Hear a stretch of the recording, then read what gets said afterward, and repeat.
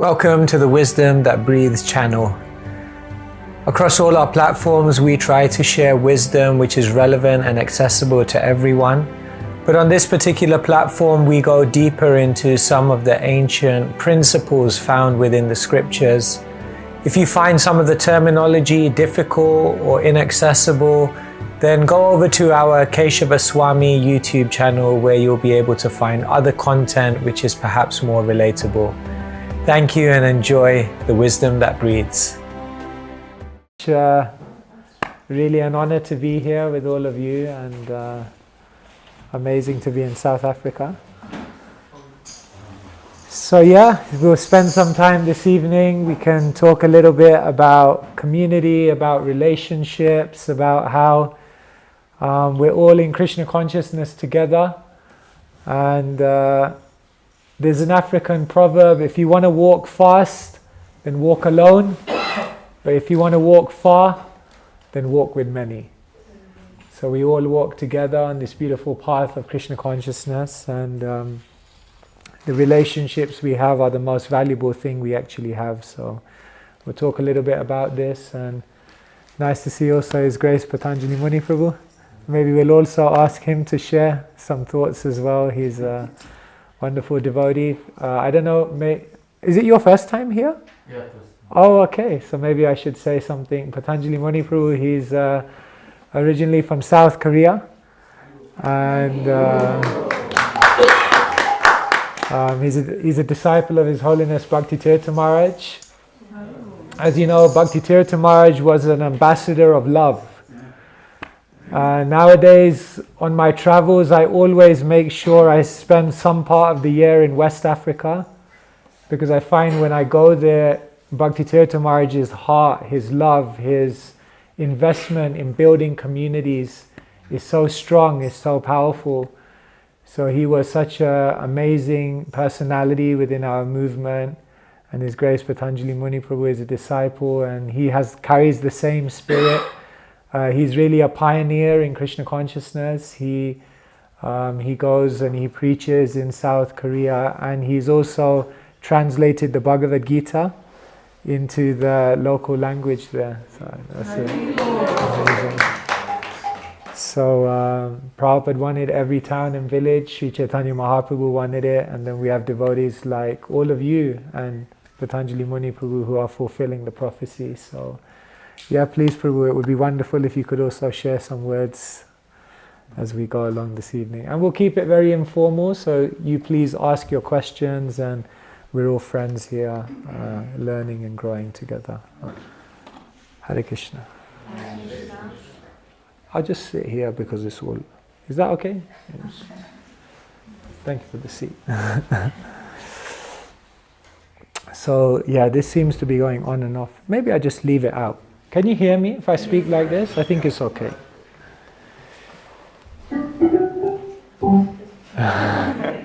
Confirm. So really nice to be with you, and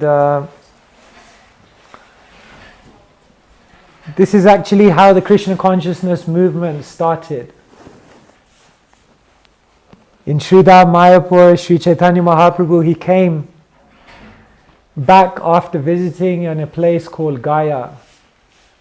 Before that, Sri Chaitanya Mahaprabhu was a scholar. He was studying so many literatures. He was very, very learned, but he hadn't manifested his devotion, his bhakti.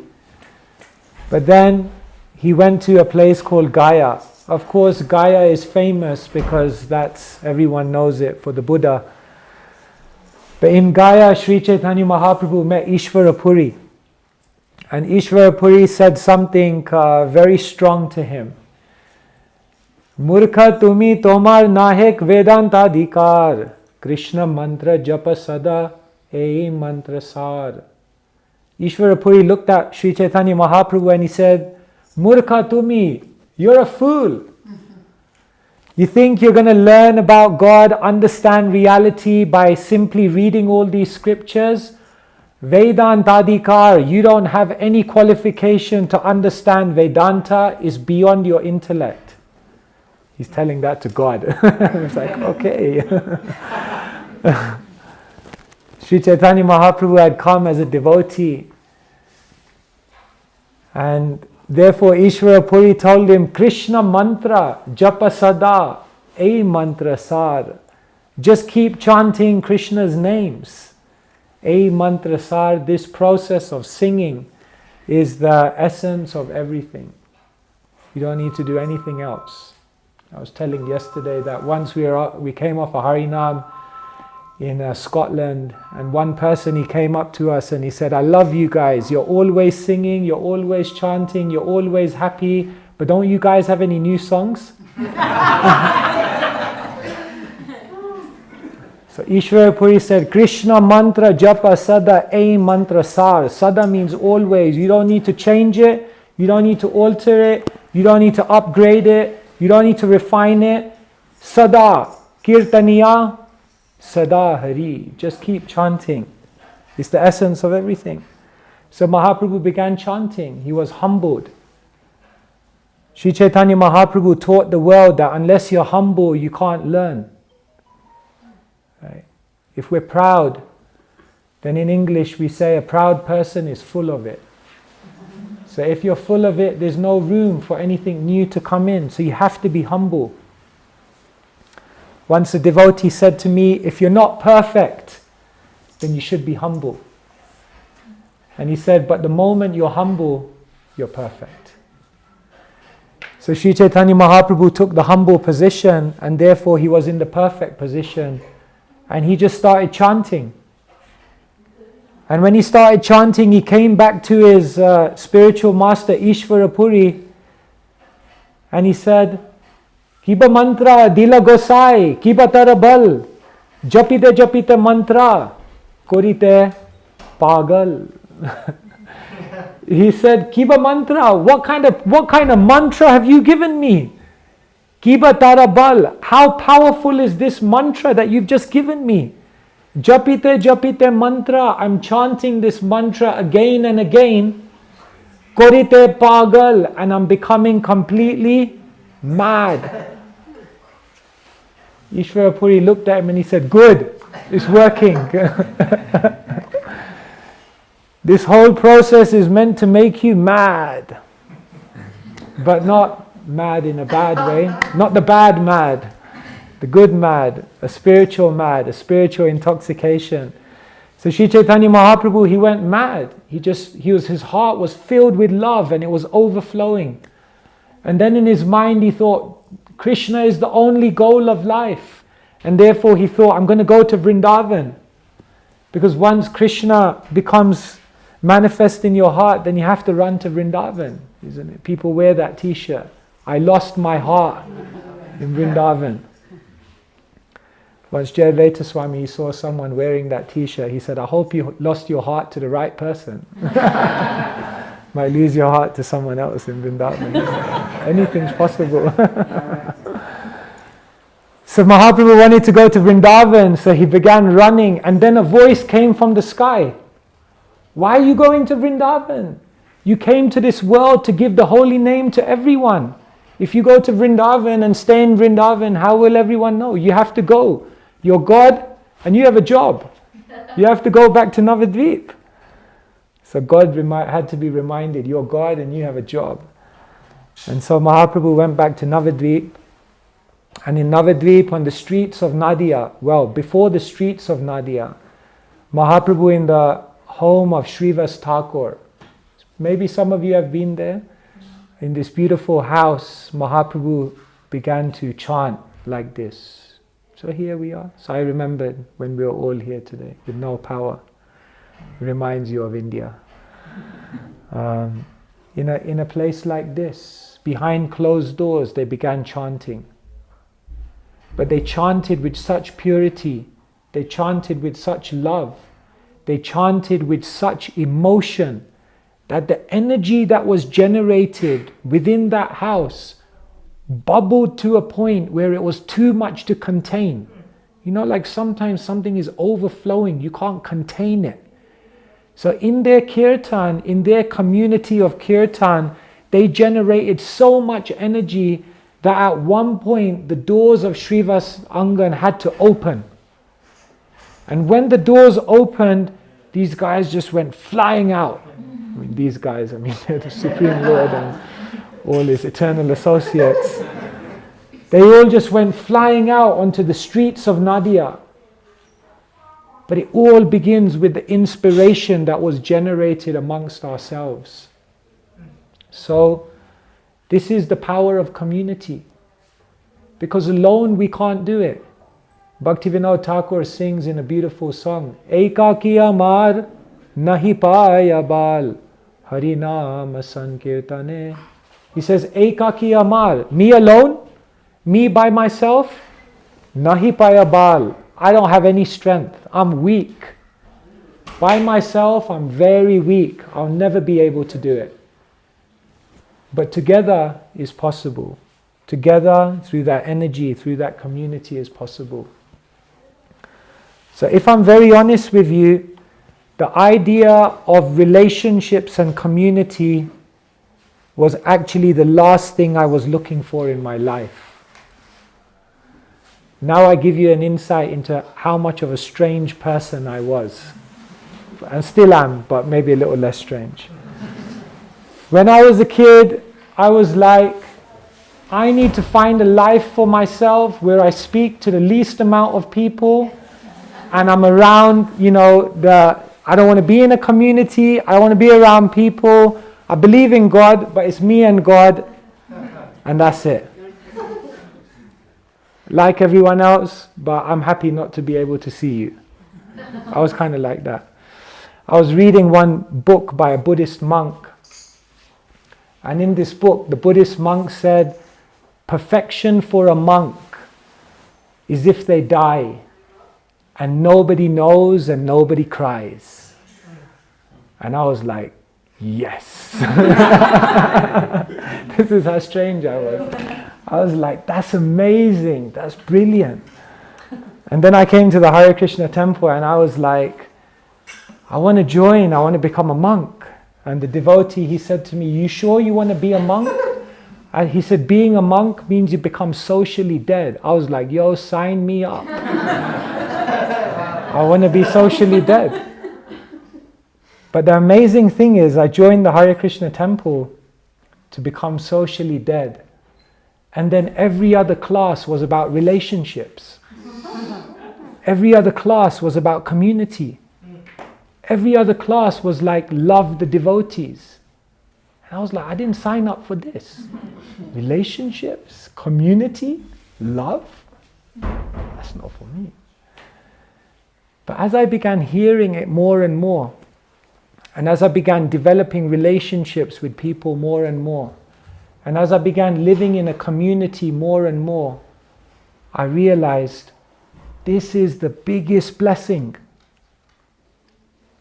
If you would ask me today what my greatest wealth in my spiritual life is, by far I would tell you it's my relationships that I have with devotees. It's my friendships. If you want to know the wealth of someone's spiritual life, their wealth lies in how many beautiful relationships they have with other spiritual people. Because if you have those relationships of love, if you have that closeness, if you have that connection with other devotees, you will go to Krishna. There's no way you can't. Right?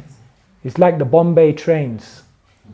I don't know if you've ever been on Bombay trains, but they're packed. And when you come up to the station, if your train is rocking up to the station and you're in the wrong place, all you have to do is wiggle yourself to a certain point in the carriage, and then when the train stops at the station, everyone starts moving and you don't even need to walk. The crowd carries you. So it's like that. In Krishna consciousness, if you place yourself in a community which is moving, remember we're a Krishna consciousness movement. So it has to be a community which is really moving. But if that community is moving and you put yourself in that community, you move with the community. Right? Devotees, they will trick you. They'll trick you. I call devotees agents of Vamanadev. Because Vamanadev, he came to Bali Maharaj and Bali Maharaj said, what do you want? Vamanadev said, what do I need? I don't need much, just give me 3 paces of land. He said, 3 paces of land? Don't you want more? No, that's enough. Because, you know why he asked for 3 paces of land? Anyone know the reason? Because if you would walk 3 paces like this, that's enough space for you to lie down. So he said, what do I need? I don't need much. All I need to do is rest at night. So you give me 3 paces of land so I can lie down. That's all I need. So Bali Maharaj said, okay, if that's what you want, tatastu, you have it. And then what did Vamanadev do? He became so big. And with 2 steps, he covered all the universes. You promised 3. Okay, put the 3rd one on my head. So devotees are agents of Vamanadev. Because they come into your life and they're like, oh, don't worry, we don't want much. Just chant a little bit. You don't need to change your life, just add Krishna. And then before you know it, they've added so much Krishna, there ain't nothing left of your life. They've filled your life with Krishna. That's the power of the devotees. Even when we're unwilling, they force us by their love to come closer to Krishna. Because ekaki amar, nahi paya bal. Alone we're very weak. Yes, in the program we're enthusiastic. Are we enthusiastic the next morning when the alarm clock goes off? That's the time when you start questioning, why in the world does Krishna get up so early?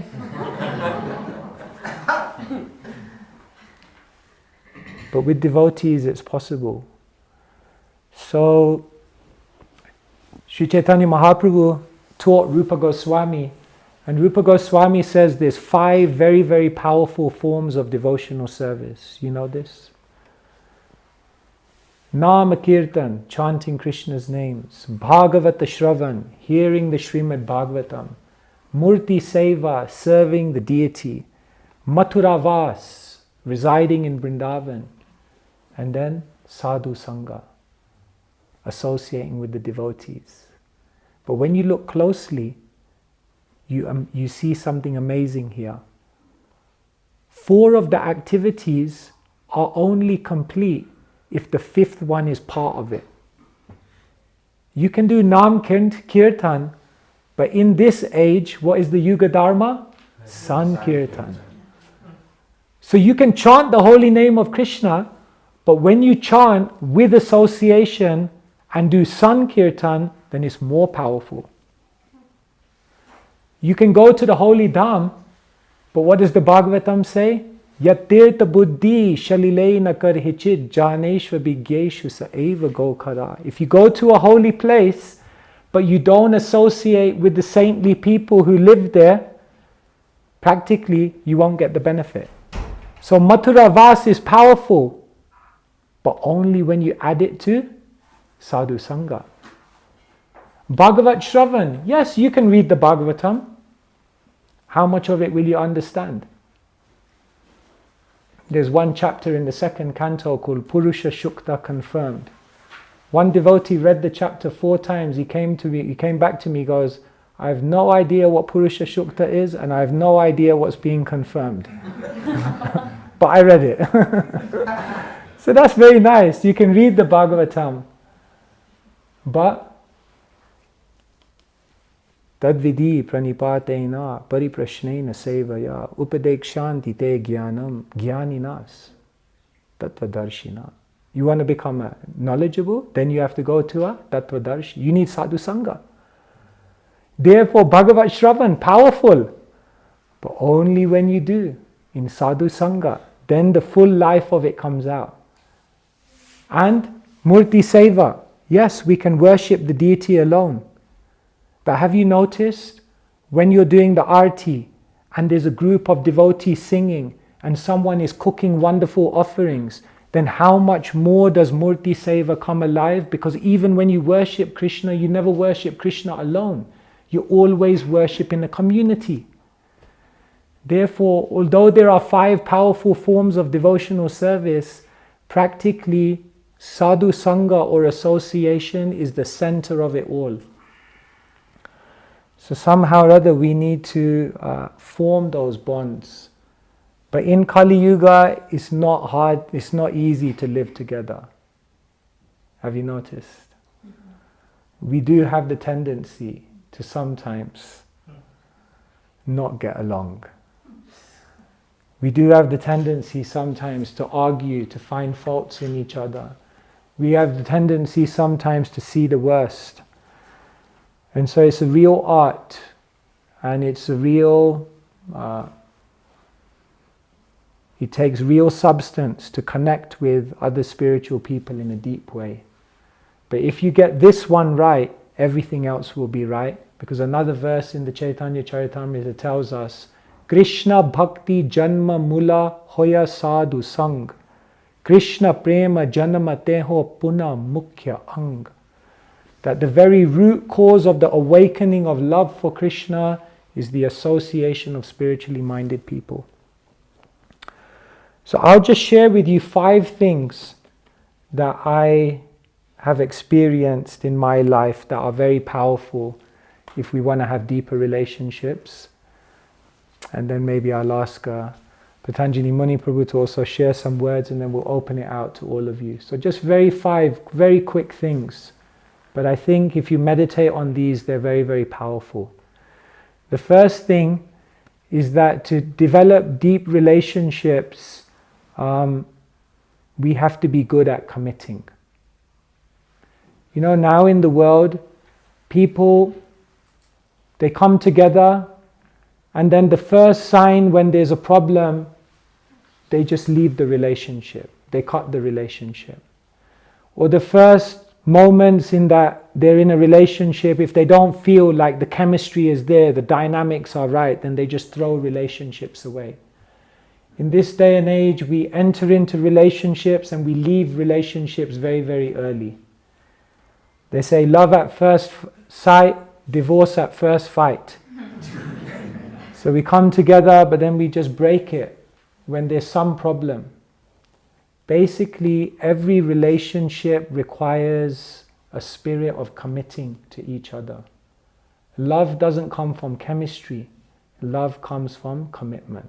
Once I was giving a talk and someone put his hand up and said, Swamiji, do you believe in love marriages or arranged marriages? I said, you called me Swamiji, you asked me a question like this. I think I am. Do I look like a marriage counselor? Do you believe in love marriages or arranged marriages? So I said to him, look, do all love marriages have love in them? He said, some do, some don't. I said, do all arranged marriages have love in them? He said, some do, some don't. So I told him, it doesn't actually matter how 2 people come together. What matters is what they do after they're together. That's what defines the relationship, the commitment, the service, the sacrifice. That's what defines a real relationship. So any relationship, sometimes we say like, oh no, I can't connect to that person. But how much time did you give to really understand, to serve? All relationships require the spirit of committing. The second principle is that relationships require appreciating. We're so apt in this world to immediately see the bad things in others. Someone can do 100 good things, and the moment they do one bad thing, that's the thing that sticks. Isn't it? It's like when you have a mango and then some of the fibers get caught in your teeth. Then somehow or other, you know, your tongue is always going there, isn't it? So it's like that. Someone could be like a mango. It's so sweet, it's so beautiful, everything is nice, but then that one quality, oh my God. I mean, the way that person walks, it's just like the way they walk, I just can't handle it, you know. It's like, And we make small things so big. And even if it's not a small thing, someone may have a genuine fault. But what about all the other good things? We have to learn to appreciate the good. They say even a broken clock tells the right time twice a day. Yeah. So can we not see? Sometimes we look at others and we see how far they are from the ideal. But can we not look at them and see how far they've come from where they were? Like, there were two devotees in the Pujari room. Anyway, one devotee did something slightly wrong. The other devotee started gave him the sauce. You know, and so the other devotee came out, and then later on he came up to this devotee that shouted at him, and he said, I can't believe you did that. And the devotee said, you should be happy. If you had done that to me 10 years ago, I would have punched you out. Which doesn't make it right. But it's interesting that, yes, we have faults, but we are improving. If someone is under the shower, you can't criticize them that you're unclean, because they're in the process. So we try to appreciate the good. We try to appreciate the endeavor, the effort. The third thing that's really important in relationships is empowering. In the world, everyone is trying to compete with each other. Everyone is trying to bring everyone else down. In the world, envy is so heavy. Sometimes we say it's like a bunch of frogs in a basket. They all want to get out of the basket, but once one frog starts getting out of the basket, all the other frogs pull him in. And then another one's getting close, and the other ones pull him in again. And the amazing thing is, you don't need to put a lid on the basket, because none of them are coming out, because they keep pulling each other down. When the amazing thing is, they could all get out. They could all get out. But what they do is they keep pulling each other down. And sometimes this also happens within our communities, within any community, unfortunately. We don't empower. We don't try to bring out the best in others. One German writer, he says, treat a person as they are, and they'll remain as they are. But treat them as they can and should be, and they'll become what they can and should be. So we have to be in a spirit of trying to improve, we're not against each other. We're in it together. If someone's winning, I'm also winning. And if someone's struggling, that's also my pain as well. That's real community.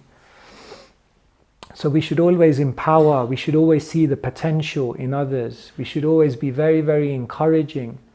Like Shyam Sundar Prabhu, once he came to Prabhupada and he said, Prabhupada, I've been a fool. Prabhupada said, don't worry, we're all fools. He said, no, Srila Prabhupada, I have to go to prison. Prabhupada said, don't worry, Krishna was born in prison. Prabhupada said, what was the crime? Shyam Sundar said, I was dealing drugs. Prabhupada said, don't worry, I was also dealing drugs. Prabhupada used to be a pharmacist. So whatever he said, Prabhupada was just very encouraging, very kind, very uplifting, very empowering. When you have this in a community, then no one will ever want to leave. Because everyone will understand that when I'm in this Sangha, I'm just growing. Actually, everyone has so much potential, but you know what we lack? Is confidence. Everyone is lacking in confidence. So that place where you go, where others' words give you confidence in yourself, that place you will never leave. And that's the place where you will grow to your greatest heights. It just requires a few words. It just required Krishna to say a few words to Arjuna in his ear. And Arjuna picked up his bow and won the Kurukshetra war. Hanuman could jump all the way to Lanka, but he didn't know. All it required was Jambavan to come to him and say, you can do it. 100 yojanas, it's nothing for you. And as soon as he was reminded, remember, he had a curse on him, that you have this power, but you'll forget it until someone reminds you. So where is that community where people remind you, you're amazing, you can do something to change the world? Where you find people who give you that energy, that's real community, that's real relationship. So encouraging. And then the fourth one is maybe the hardest one. You know what that one is, right? Committing is hard, appreciating is hard, empowering is hard, but maybe the hardest one is forgiving. Because you know what? We all make mistakes. We all say things, we all do things, we all think things that sometimes we look back and we wish we never did. We all make mistakes. But what happens is we tend to be judges for other people's mistakes and lawyers for our own. In other words, when we make a mistake, we have like 100 million defense arguments. But when someone else makes a mistake, boom, the law comes down. Because after all, you violated. But no, even Krishna forgives. Because what does Krishna say in the Bhagavad Gita? Apichet suduracharo bhajate mamananya bhak sadureva samantavya samyagvya vasito hisaha. This is revolutionary. What does Krishna say? Even if one commits the most abominable activity, I still consider them saintly if they're correctly situated in their determination. Now that verse is like a lifesaver. Because if that verse was never there, we'd never be able to make it, because every day we're making mistakes. But Krishna is kind, Krishna is forgiving. There's a story that Abraham, once he called in a beggar was begging for food, so Abraham sat at the dinner table and he saw that this beggar didn't, so he invited the beggar in. So he sat the beggar down, Abraham sat there, and then just before they were about to eat, Abraham started, praying grace. Oh God, who gives us our daily bread. He started glorifying God. And then the beggar goes, what is all this rubbish about God? All my life I've been struggling. All my life I never had food. All my life I've been living in abject poverty. What are you glorifying God for here? God never did anything for me. So Abraham, he was like so shocked. So he said I can't have a blasphemer in my house. Please leave. So he left. Abraham sat down. He picked up his meal, and just as he was about to eat, a voice from the sky came, and it was God. And God said, you couldn't tolerate? He's been saying that to me for the last 50 years and still every day I feed him. But you, one day, you couldn't hear that and tolerate and still feed him out of your goodness? They say God gives, gives, gives, and then forgives. And we get, and then forget. So forgiveness, Rupa Goswami, when he talks about someone who's in bhav is like the stage which is just before pure love for Krishna. And you know what Rupa Goswami says the first quality is of someone who has bhav or spiritual emotion? Kshantir avyarta kalatvam. He says Shantir, they have an incredible level of forgiveness. So if we can't hold on to things against people, we can't hold things against people. And 24 and a half years ago on that Thursday morning when it was raining, you said this. And you're thinking, my God, is that what you remembered for the last 25 years? We have to forgive, otherwise there's no question of relationship. So forgiving. And then the final quality, which I think is really, really important in communities, is the most beautiful quality, which is connecting. Because when each individual is connecting to Krishna, when each individual is connecting to the Supreme Person, when each individual is inspired in their own spiritual journey, then when they come together, they can do the other four things. Only when you're spiritually inspired can you be in the spirit of committing, appreciating, empowering, and forgiving. Only if you're connecting. And therefore, we have to inspire each other to deepen our relationship with Krishna.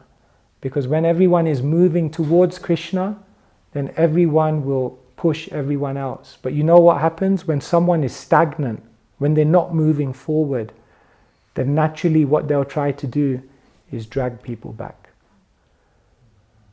In a race, if you're all not moving forward, if one person's staying where they are, then the only way they can be at the front is if they drag people back.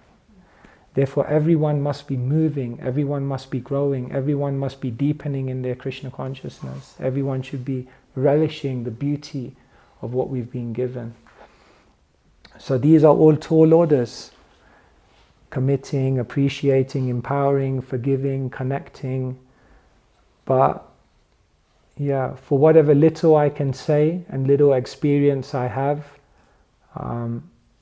if you find relationship and community, basically I tell people advancement in Krishna consciousness depends on three things: consistency, coaching, and community.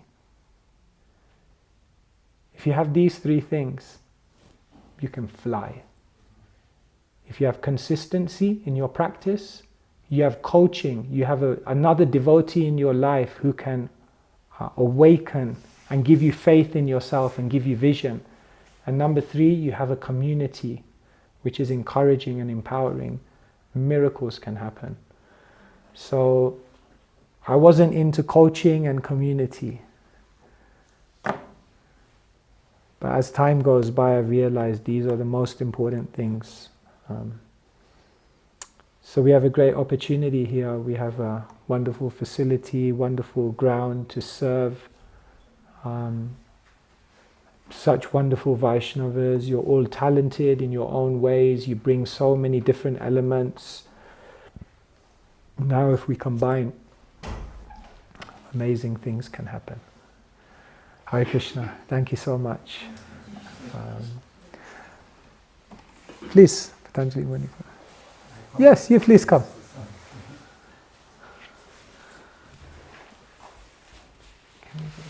Yes, please.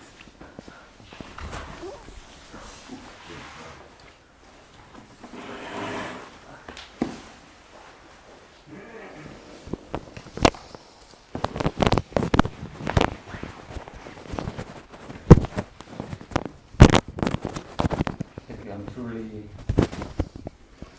honored to be here. And also, I'm humbled by the presence of Keshava Maharaj.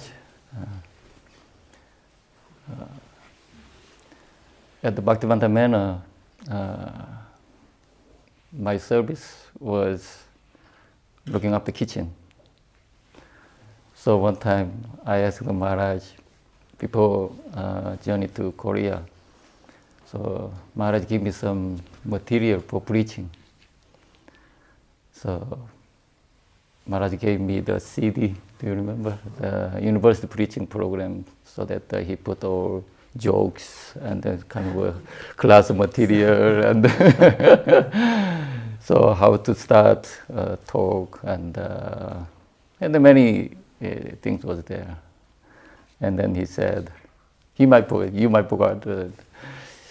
said that cook externally, preacher in the heart, and they can see the like that. So somehow that word came to my heart that maybe this is his instruction, so that I should preach as much as possible. So now I became full-time preacher in Korea by your blessing. my Guru Maharaj, he's always, as Bhakti Tirtha Maharaj, always into community building.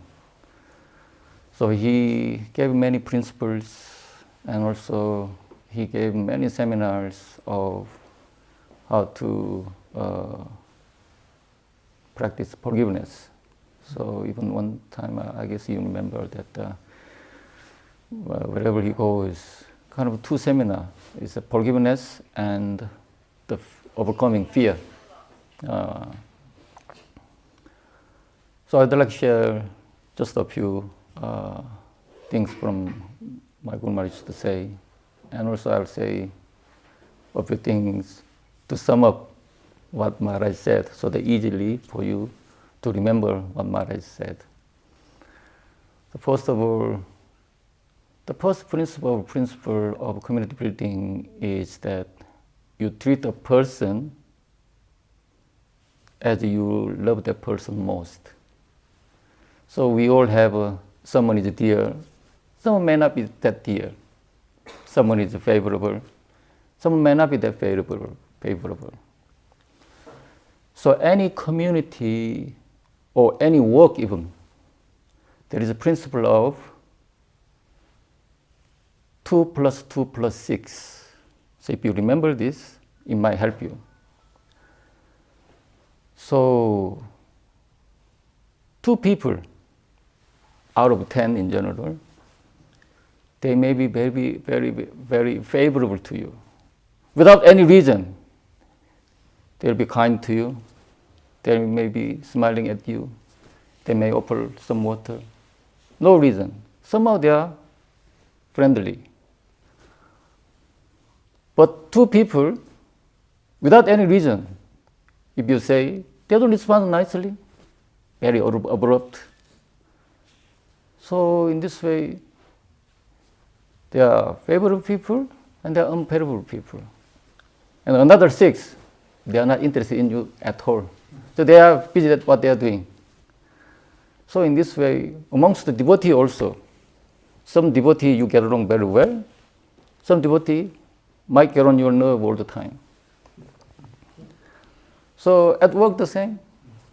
Somehow Krishna worked out in a way that this 2 plus 2 plus 6 principle is maintained.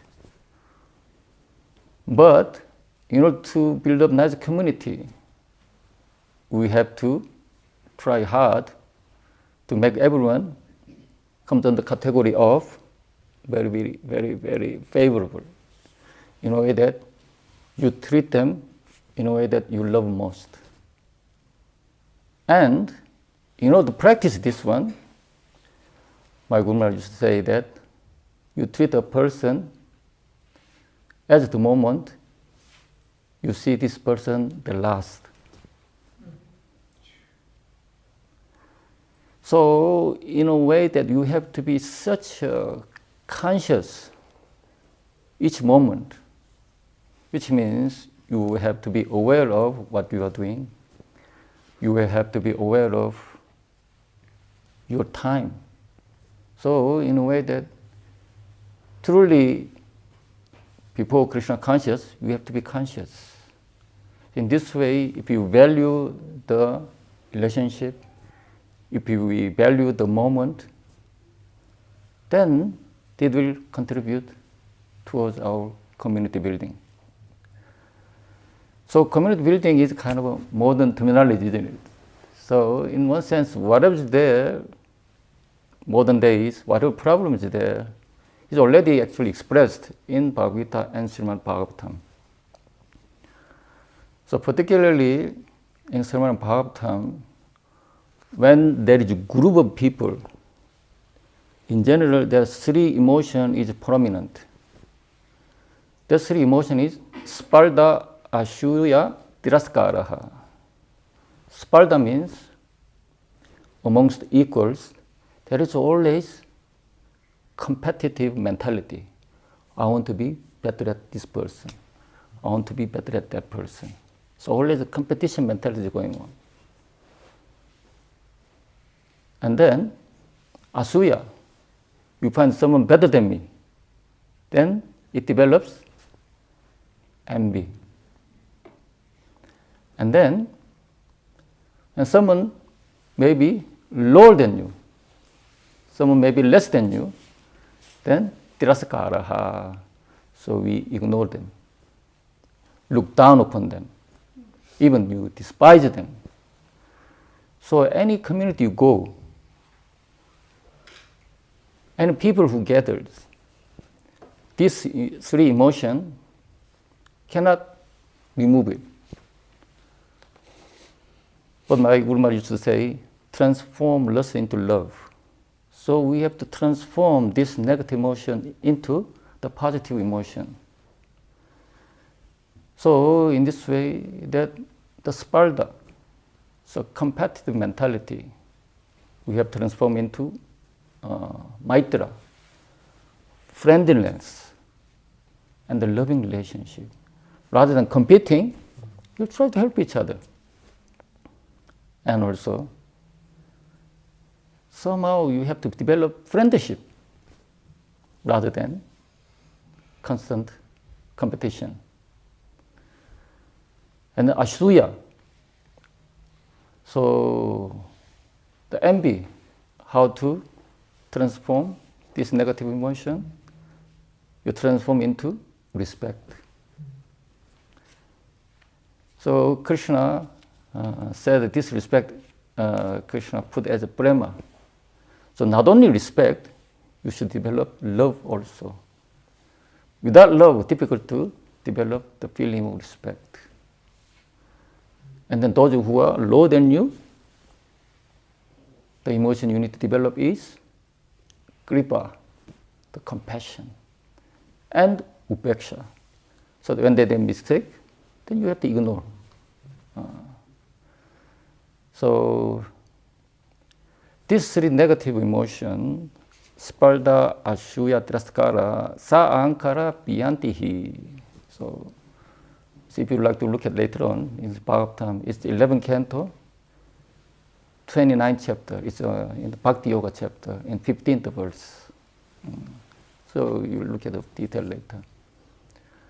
So in this way, that depends on your ahankar, the level of spardha, asuya, tiraskara gets intense or less, more or less.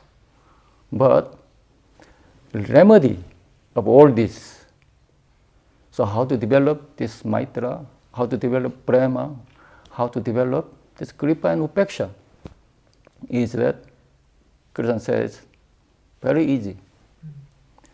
Makcitta makata prana bodhayantascha parasparam katayanscha mamnityam dushanticha ramanticha. So in deep down in your heart, dushanti, deep satisfaction comes. And if you are happy in your own life, then it's to forgive. If you are fully satisfied, then it's to give a compassion and then loving nature. So in this way, that it seems like the other person's fault, the other person's lack, but and yet actually all those negative things actually reflection of our own fault in general. So in this way, that ultimately community building starts with your own personal development, your own character development. If you work on that, then naturally contributing towards the community building. So in this way, that our own responsibility for our own life, our own spiritual practice, actually is contributing element of community building. So in this way, that I summed it up what you said. Thank you so much. And also truly honored to be here. And it's very strange that I came here by the mercy of Advaita Babu.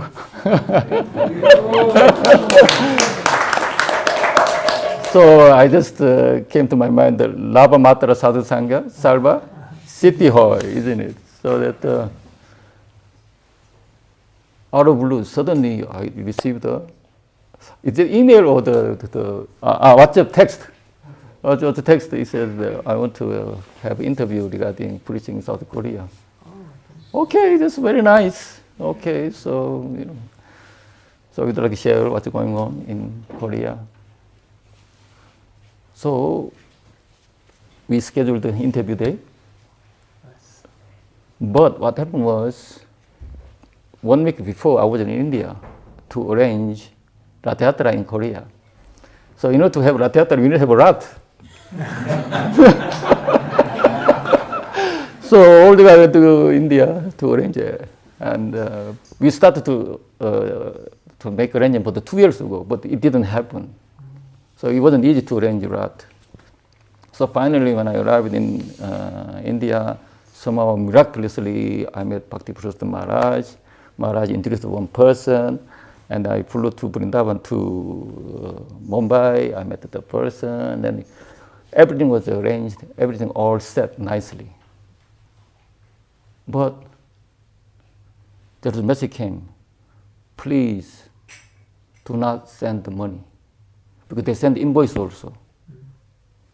It's very strange. They sent me invoice for Rath, and then message came in the morning, please do not send the money. Very strange feeling that something might be wrong or is not happening properly. So, and then in the evening phone call came that in India, law has changed, that they are making the main frame which connected with the wheel is called the chassis. So they cannot use the second-hand one anymore. They have to discard it. So in a way that they kind of promote selling a new car, etc. So any second-hand one, you cannot transact the transaction. So that either you can buy or you can sell. So they cannot get hold of this main frame of the rod. So I'm very sorry. So we have to look for somewhere else. But the person says, I know that in South Africa, so they are making the rod. So in this way that, yes, South Africa. Actually, I'm supposed to have an interview with a devotee from South Africa. So next day, we had interview. After that incident, the following day, and then I asked Atma Tata Prabhu, yeah, I know one person here who makes the Rath and who arranged all the Rath Yatra. So in this way that he gave me the number, and then I contacted him. If you want to see Rath Yatra, how to build, how to put the Rath together, and then December, how to organize all this Saturday is coming. So it is all happened this week. 1 week break is everything happening. So, and then of course it's costing for us. So I called the temple management meeting. So I had to convince the majority of us that, why don't you make in Korea? But I asked them, who's going to make? We don't have technology. We don't have devotee available. So better to arrange in South Africa. And then everybody agreed. So I booked the flight, and then I told the devotee that, yes, I'm going to come.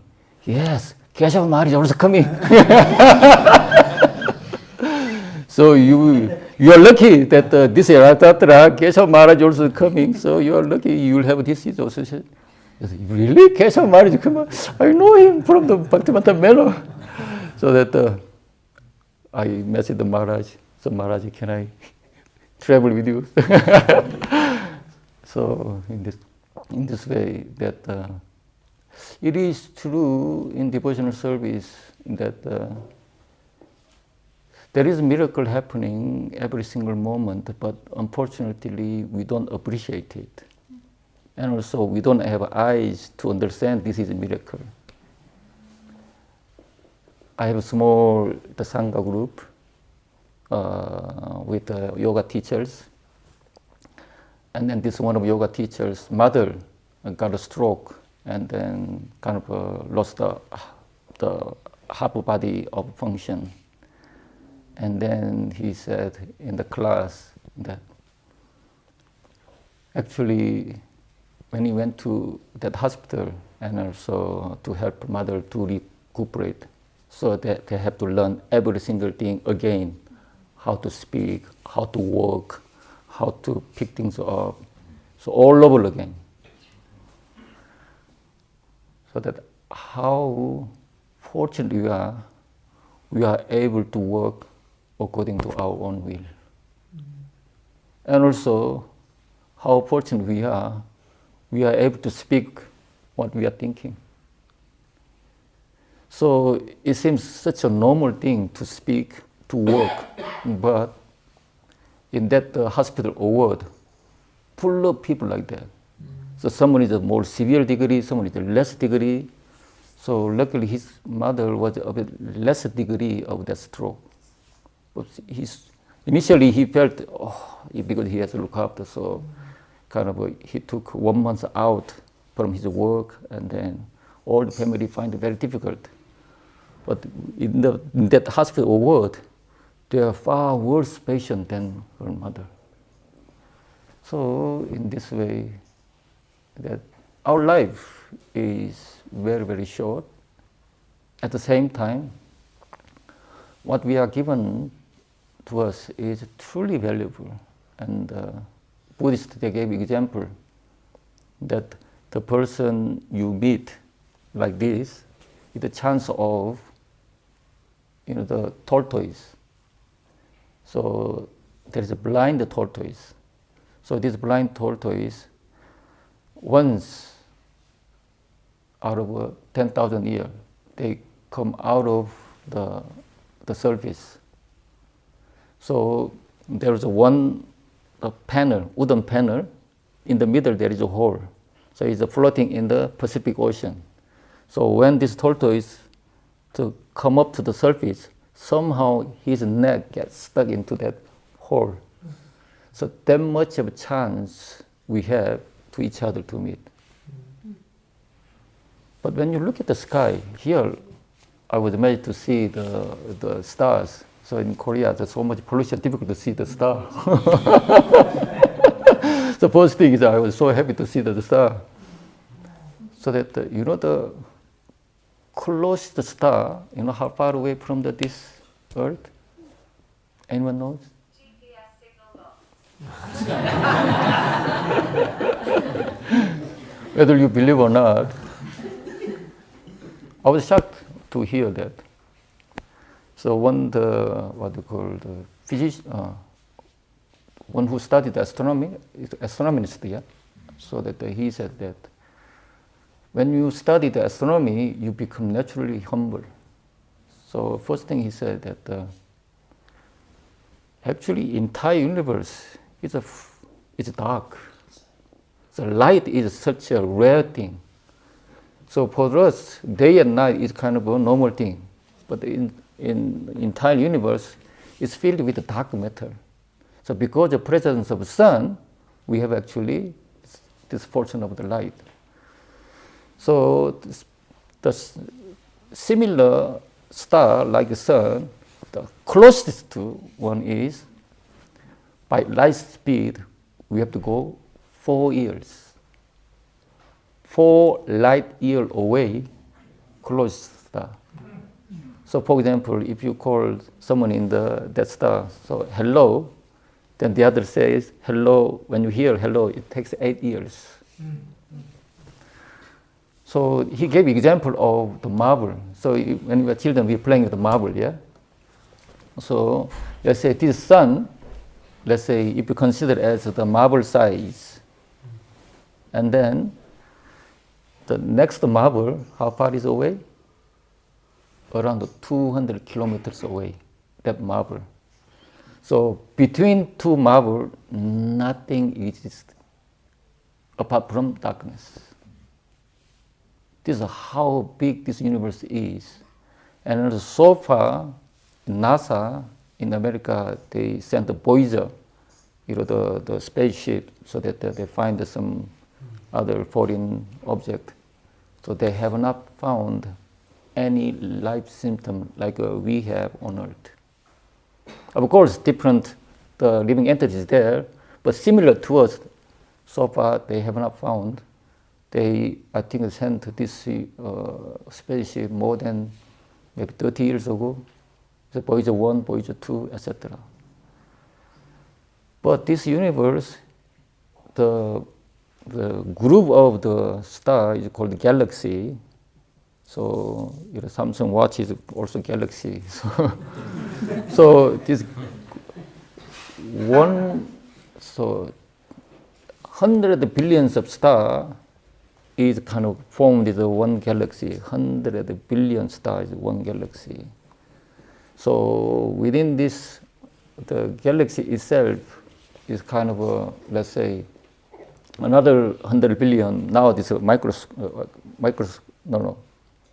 the smallest telescope developed, so that more than they found 200 galaxies, 200 billion galaxies so far, but only close proximity. So out of he says that something interesting. Someone asked him, "What do you think about death?" But he says that very interesting. Said actually, when you say death, everybody tries to avoid death. But he said, actually, if you look at this universe, death is normal. Life is a very, very strange thing in this universe. Because no life material like on Earth. All these so-called billions galaxies, within one galaxy, minimum 1 billion stars is there. But one star to another star, as I told you, the closest one for us is 4 light years away. So most stars we see that actually that star, it may not be there if we travel by the spaceship and by light speed. When we get there, that star may be already gone. So actually we are seeing the history of the stars. So someone might just happen, might just create it, someone might disappear. But even if it disappeared, but light still we sees it. So in this way, what we have here truly is a rare moment. Each moment is very rare. And as a person, the meet you interact with also is truly is rare. So in this way, relish the moment and then fill your heart with Tushanti and Ramanti. So in this way, you will develop community very well. Thank you very much. Okay, Hare Krishna. Thank you for inviting me. I think the darkness inspired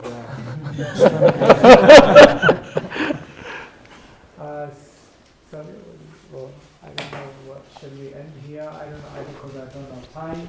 I'm happy to take questions, but I don't know if we have time. I don't want to hold everyone. I know it's like a weekday. Oh. You instruct us. What? Otherwise, is there prasadam? Or there is prasadam? I don't want to commit the mortal sin of making you wait for prasadam. So maybe you take prasadam and then I'm here. If anyone has any question, I'm happy to. Or should I answer? You tell me. Maybe you can just tell us what do you mean while I find out the situation. Prasadam. Okay. Yeah. And then after that, we'll honor that the plan was outside. Now that we don't have power, still with the candles, we can have candlelit dinner. Outside. Yeah, so I'll just check with the crew outside and we'll come back when you can chat. Okay. Does anyone have any question they want to ask? Okay, sure. Thank you so much. I wanted to ask, when do you know when to either give up on a particular relationship or to put in effort, more effort, to commit more to a relationship? Because sometimes it's hard to know whether to actually put in more effort or to give up on it because the relationship isn't beneficial or favorable.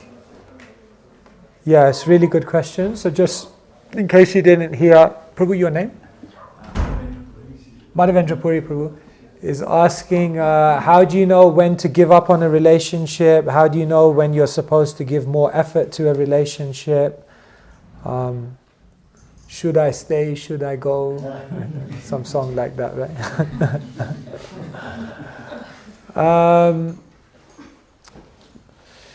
We stay in a relationship when we see that there is potential for growth.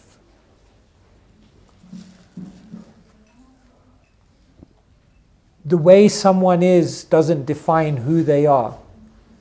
Where you are doesn't define who you are. Because everyone can change, everyone can develop. But the moment when we're in a relationship where we begin to see that there's very little room for improvement, there's very little desire to change, there's very little willingness to be flexible, to work in this, then you begin to realize that this is not the right time to give energy here. But one thing is very, very important in Vaishnava relationships, is that tomorrow, if you decide to walk away from a relationship because you feel that there's no room for improvement here, a Vaishnava will never close the door on a relationship. In other words, the Vaishnava always keeps the door open. So if you feel at this moment in time there's no room, there's no space, there's no scope, there's no desire to change, to improve, to connect in a better way, then you may say, you know what, I got to give this relationship some breathing space. However, a devotee will never close the door on anyone, because the devotee realizes that everyone has the capacity to change. Everyone has the capacity to evolve. And therefore, even Vasudeva and Devaki, they were willing to forgive Kamsa when they saw that potentially he may have changed his heart. I mean, he killed 6 of their children. But they were willing, because they never closed the door on any relationship, because they understood every soul is amazing, every soul is dear to Krishna. And if this soul evolves, then we can again reconnect. So it's just a matter of seeing the potential, and if on one occasion you decide that you need to give it a break, but never close the door. Always keep the door open. Does that help? Yes? Marjorie mentioned consistency, coaching community, and that the latter two was a struggle, you initially. I find the first one a struggle. What do you have anything difficult? Then you have to get coached and be in a community where people are consistent.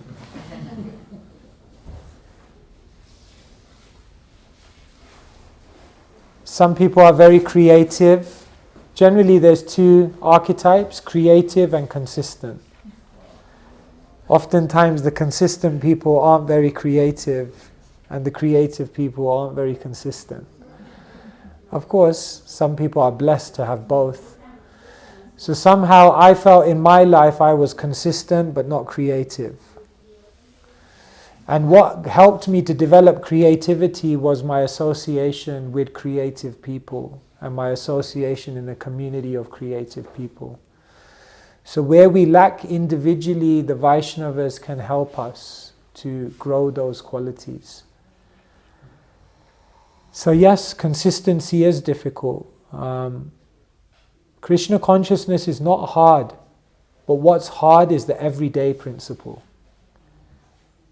Madhvacharya said, I don't judge a person by how much they can do in one day. I judge them by what they do every day. That defines you. Because in one day, anyone can do anything. But who is that person who wakes up every day and does it? That person, they have substance. So that takes time, consistency. But consistency is like a muscle. So like you build it up. You stay consistent in something you can manage for now.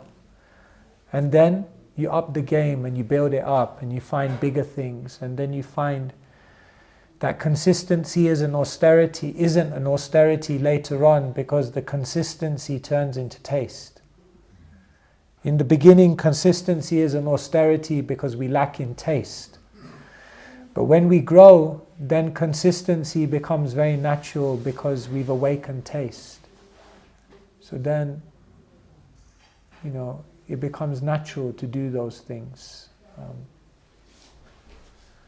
So yes, find those people who are so dedicated. Like the other day, we were remembering Gopal Krishna Maharaj. So maybe some of you saw this video of Gopal Krishna Maharaj worshipping in his sleep. Did you see? Yes. So Gopal Krishna Maharaj is asleep. I think he's asleep. That's how it sounds from the caption of the video. And in his sleep, he's offering a lamp, doing a chamar. We're kind of like, Mangalarti, no.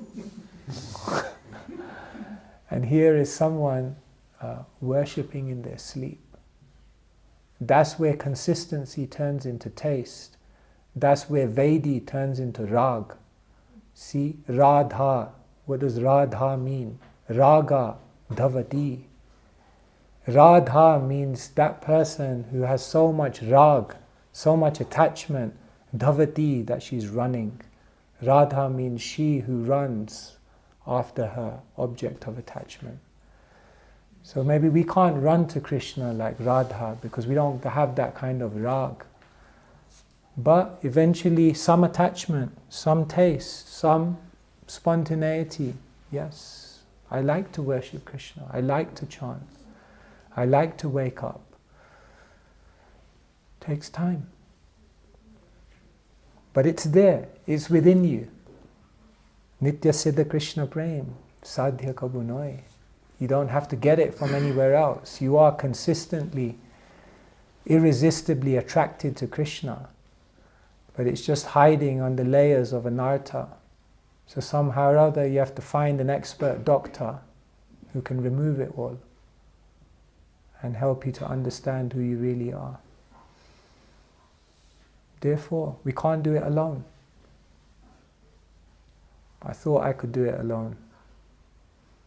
Not possible. Therefore, the Vaishnavas come. Thank you. Yes? Hare Krishna. Hare Krishna. It's not a question. I just wanted to say thanks for coming to SE. You're so smart, you're so intelligent. Oh my God. This was planted, by the way.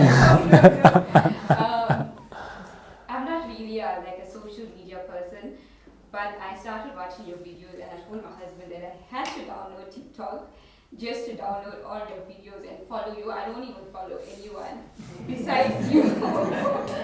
And your live talks is so spiritual, so motivating that I just had to download all your videos to upload it on my status so everybody else can see it and be inspired by it. And so just thank you and carry on doing what you're doing. It's the best. You are just too good. As soon as you came, I video called my mother-in-law. As soon as we entered here, I video called my mother-in-law to show her.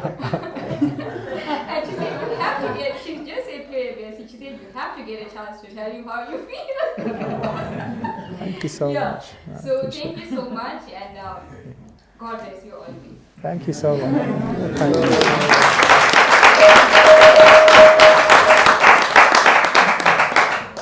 I think in my life, who am I? Just some guy born in Wembley. For you guys, that may not mean much, but anyone from London, they know what that means. Just some guy with a very shy personality, kind of wasting his life, probably. But the Vaishnavas came, You know, devotees came in my life and they turned it all around. Srila Prabhupada is an incredible person. Like, I read a Krishna book, I read Bhagavad Gita, I liked Krishna, but when I heard about Srila Prabhupada, his sacrifice, his love, his commitment, his fearlessness, I was like, he's my boss. I'm not working for anyone else. Prabhupada's my boss. So I felt, let me try, insignificant as I am, to try and serve Srila Prabhupada. I can't take credit for any of it. It's all coming from Srila Prabhupada. It's all his teachings. It's all his amazing disciples who sacrificed their life to build this movement. And it's all these amazing devotees who are keeping the legacy alive. Ekaki amar nahi paya bal, alone with nothing. Nobody is self-made. We're all products of mercy, of the grace, of the smiles of those who smiled on us and encouraged us. And words like yours, they go a long way, you know, like it means so much when someone expresses their heart, they write a comment. Get a few abusive comments as well on social media. Savya knows. But mostly good, thankfully. So far, so good.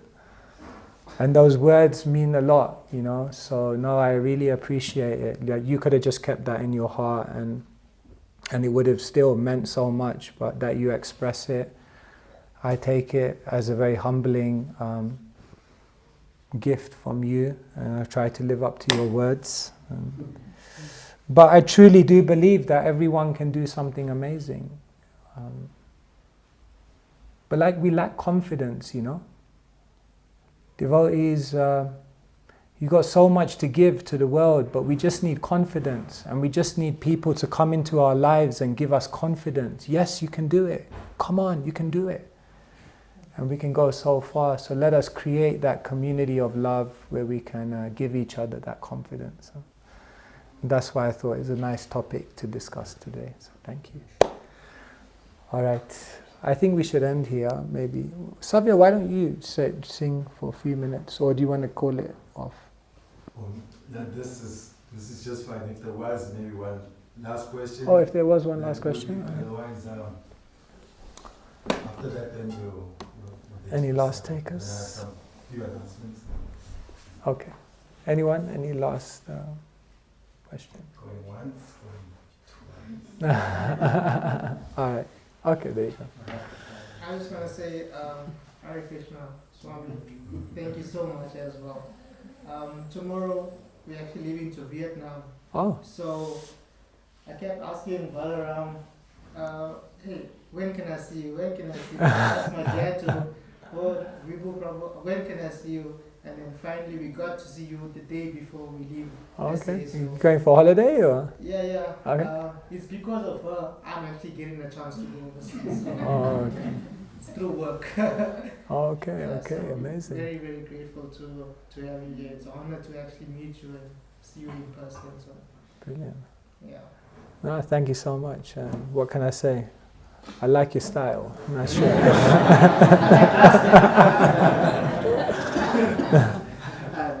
That's how we connect. Srila Prabhupada ki jai.